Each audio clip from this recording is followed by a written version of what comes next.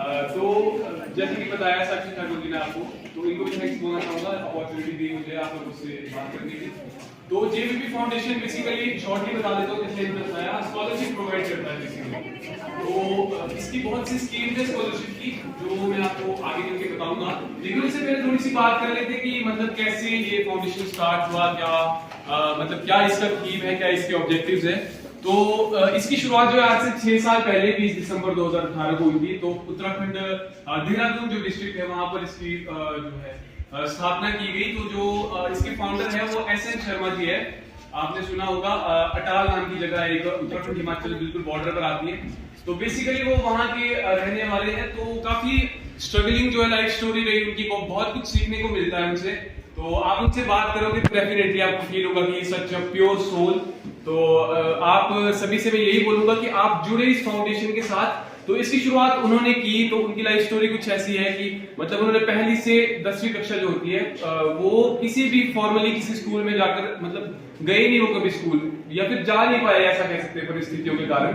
लेकिन उन्होंने फिर भी उस चीज को क्विट नहीं किया, मतलब अपनी स्टडीज को, अपनी जो एग्रीकल्चरल एक्टिविटीज थी उसके साथ कंटिन्यू किया और खुद ही घर पर पढ़ते गए। लेकिन फिर उसके बाद जाकर 20 साल की जब उनकी उम्र हो गई थी, तो वहां पर जाकर उन्होंने यूपी बोर्ड से जो स्पेशल परमिशन लेकर डायरेक्टली जो है हाई स्कूल में एडमिशन ली और उसको फर्स्ट अटेम्प्ट में क्लियर करते गए। उसके बाद कॉलेज में गए और कॉलेज में जाकर भी उन्होंने मतलब मास्टर्स तक उन्होंने फिर एजुकेशन ली बिना रुके, मतलब बिना पीछे देखे। तो आप सोच सकते हो कि एक इनिशियल जो फेज होता है लाइफ का, मतलब 20 साल की उम्र, जिसको ऐसा समझा जाता है कि ये हमारे फ्यूचर का मतलब बेस है एक टाइम से, वहां पर वो इंसान कभी अपनी परिस्थितियों के कारण स्कूल जा ही नहीं पाया, फॉर्मल एजुकेशन ले ही नहीं पाया। लेकिन उसके बावजूद भी आगे चलकर उन्होंने इतना कुछ अचीव किया। आगे जाकर उन्होंने फर्स्ट अटेम्प्ट में बैंक ऑफ इंडिया का एग्जाम क्लियर किया। उसके बाद अपनी लगातार वहां पर सेवाएं दी, मतलब देश के अलग अलग कोनों में, मुंबई में, लखनऊ में और देहरादून में, बहुत सी जगहों में उन्होंने इस बैंक को अपनी सेवाएं दी।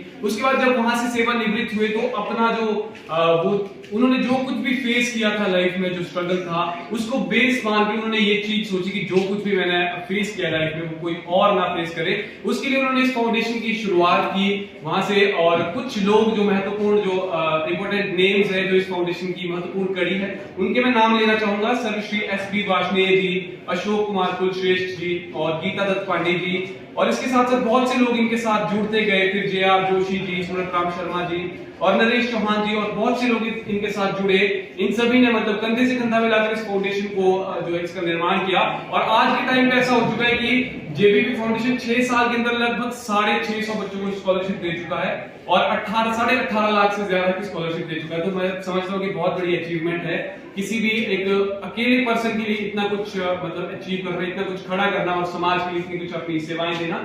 और आज के टाइम पर ना केवल इंडिया से बल्कि अमेरिका, इंग्लैंड, जर्मनी, यूएई और यहाँ तक कि थाईलैंड से भी बहुत से लोग इस फाउंडेशन के साथ जुड़े हुए हैं, वो आपको स्कॉलरशिप प्रोवाइड करते हैं। तो अब ये जो स्कीम्स है इसकी, उसके बारे में आपको बता देता हूँ। तो अगर आपने, जैसे कि साक्षी ने बताया आपको, अगर आप में से कोई भी है जिन्होंने 80% से ज्यादा मार्क्स जिनके पास है बट उनकी फाइनेंशियल कंडीशंस अच्छी नहीं है, मतलब 7,000 से मंथली इनकम जो है 7,000 से उनकी कम है, तो वो अप्लाई कर सकते हैं। आपको 10,000 तक की स्कॉलरशिप मिल सकती है। आप खुद के लिए नहीं बल्कि अपने फ्रेंड्स है, रिलेटिव्स है, उन सभी को, जो कोई भी नीडेड है, आप उन्हें इसके बारे में बताएं और कोशिश करें कि आप उनकी हेल्प कर सके। और इसके साथ साथ अगर कोई ऐसा है कि जो जिनके मार्क्स कम भी रह चुके हैं, मान लीजिए किसी के 70% मार्क्स है बट जो फैमिली में जो अर्न करने वाला पर्सन होता है, अगर किसी कारण से डेथ हो जाती होगी, तो ऐसी सिचुएशन में भी वो अप्लाई कर सकते हैं, उनको 10,000 तक की स्कॉलरशिप मिल सकती है। और इसके साथ ही जैसा वैसे मान लीजिए हमारी या फिर हम में से कोई होगा जिसकी ऐसी स्थिति नहीं होगी,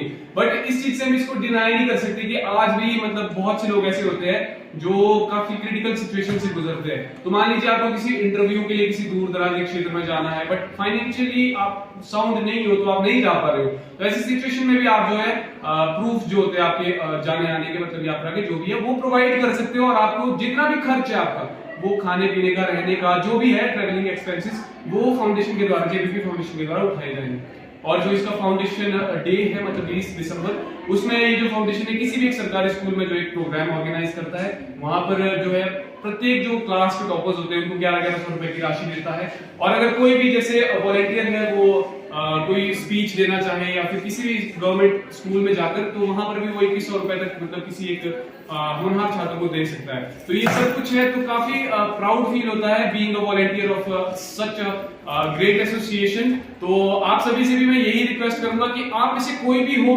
आप हो, आपके फ्रेंड्स हो, आपके रिलेटिव्स हो, आपके सर्कल में कोई भी हो जिसको जेन्युइनली इस चीज की नीड हो, तो प्लीज आप कांटेक्ट करें। मैं आपको कांटेक्ट नंबर बता दूंगा, आप हमसे कांटेक्ट कर सकते हैं।